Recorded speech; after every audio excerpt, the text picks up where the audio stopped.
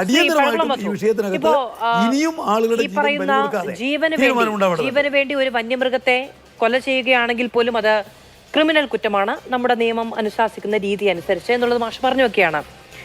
ഏതെങ്കിലും ഒരു മൃഗം കടന്നു വന്ന് ആരെയെങ്കിലും കൊലപ്പെടുത്തുകയോ അപകടപ്പെടുത്തുകയോ എന്തെങ്കിലുമൊക്കെ നശിപ്പിക്കുകയോ ചെയ്താൽ അതിനെ വെടിവെച്ച് വീഴ്ത്തുകയോ പുനരധിവസിപ്പിക്കുകയോ വേറെ ഏതെങ്കിലും കാടുകളിലേക്ക് കൊണ്ടുവരികയോ ചട്ടം പഠിപ്പിക്കുകയോ എന്തോ അതൊരു മനുഷ്യന്റെ മരണത്തിന് ശേഷമാണ്. അത് ഒരു മൃഗത്തിൽ അവസാനിക്കുന്ന ഒന്നല്ല. നമുക്ക് തന്നെ എത്ര മൃഗങ്ങളെ പേരെടുത്തു പറയാൻ കഴിയും? അരിക്കൊമ്പൻ, തണ്ണീർക്കൊമ്പൻ, PT7, പടയപ്പ, ഇങ്ങനെ ഓരോ ആനകളുടെ പേര് മലയാളികൾ ഇങ്ങനെ ഹൃദിസ്ഥമാക്കി വെച്ചിരിക്കുകയാണ്. എന്തുകൊണ്ടാണ്? ബേലൂർ മഖര ഏറ്റവും അവസാനം 8 ദിവസമായി ആ ദൗത്യം മുന്നോട്ട് പോകുന്നു. ഇവരെയൊക്കെ നമ്മൾ എങ്ങനെയാണ് പരിചയപ്പെട്ടത്? അവർ വന്ന് നമ്മുടെ ജനത്തിന്റെ ജീവന് വില പറയുന്ന അവസ്ഥയിലാണ്. ഇതുകൊണ്ട് അവസാനിക്കുമോ? ഇല്ല, ഇന്ന് നാളെ ബേലൂർ മഖരയെ മയക്കുവെടി വെച്ച് അവിടെ നിന്ന് കൊണ്ടുപോയാൽ മറ്റൊന്ന്. അപ്പോൾ ആ ഭീതിക്കല്ലേ പരിഹാരം ഉണ്ടാകേണ്ടത്? മാധു, താങ്കൾ പറഞ്ഞ എത്രയോ ശരിയായിട്ടുള്ള കാര്യമാണ്. പ്രകാശൻ മാസ്റ്റർക്ക് ഇതൊരു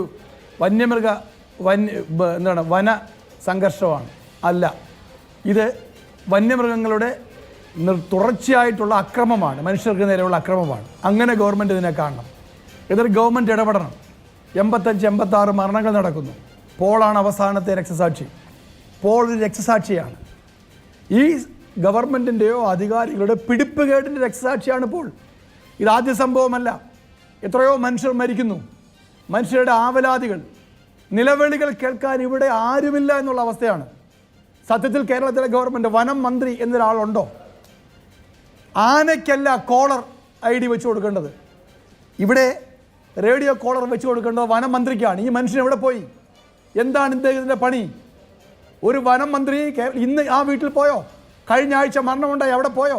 ഞാനിതിൻ്റെ വിശദാംശങ്ങളിലേക്കൊന്നും പോകാതെ നേരെ ജനങ്ങൾ അനുഭവിക്കുന്ന വ്യഥകളിലേക്ക് വരാൻ കാരണമുണ്ട്.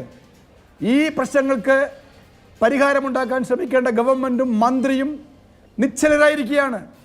ജോർജ് ഓർവെല്ലിൻ്റെ ആനിമൽ ഫാം ഉണ്ട്.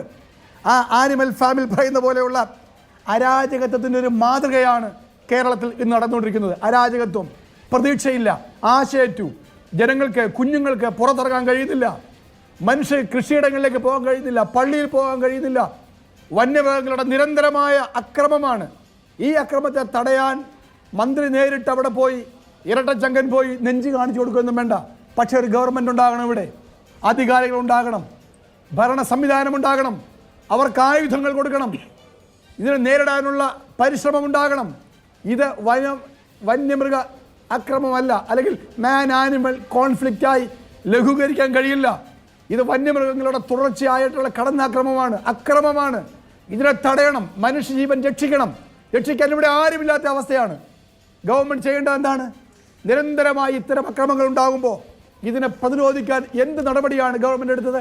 നിയമസഭയിൽ T Siddique MLA, IC Balakrishnan MLA, Sunny Joseph, Sajeev Joseph, ഇവരെല്ലാം നിരന്തരമായി ആവശ്യപ്പെടുന്നു. വയനാടിൻ്റെ, കണ്ണൂരിൻ്റെയും MLA മാർ, പ്രതിപക്ഷ നേതാവ് VD സതീശൻ നിരന്തരമായി ആവശ്യപ്പെടുന്നു. വനം മന്ത്രിയുടെ മുഖത്ത് നോക്കി നിങ്ങൾ എന്ത് ചെയ്യുകയാണെന്ന് ചോദിക്കുന്നു. മിണ്ടാട്ടമില്ല.